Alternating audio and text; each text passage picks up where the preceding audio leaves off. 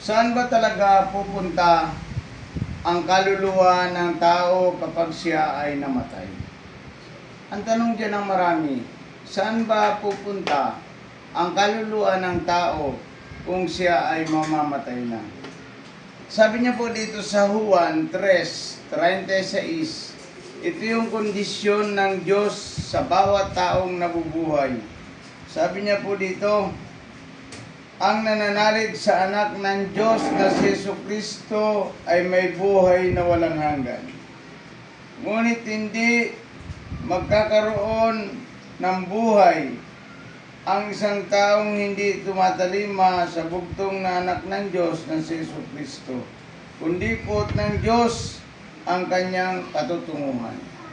Ito ay napakasimple lamang. Ang sabi ng Biblia, kung ang tao ay sasampalataya kay Jesucristo at tatanggapin siya bilang Panginoon at tagapagligtas ng kanyang buhay, pag siya ay namatay, siya ay papasok sa kalangitan. Pag tinanggap niya si Kristo, subalit sabi ng Biblia, kapag hindi niya tinanggap si Jesucristo bilang Panginoon at tagapagligtas ng kanyang buhay, siya po ay walang buhay na walang hanggan, kundi pagdudusa sa impyerno ang kanyang pupuntahan.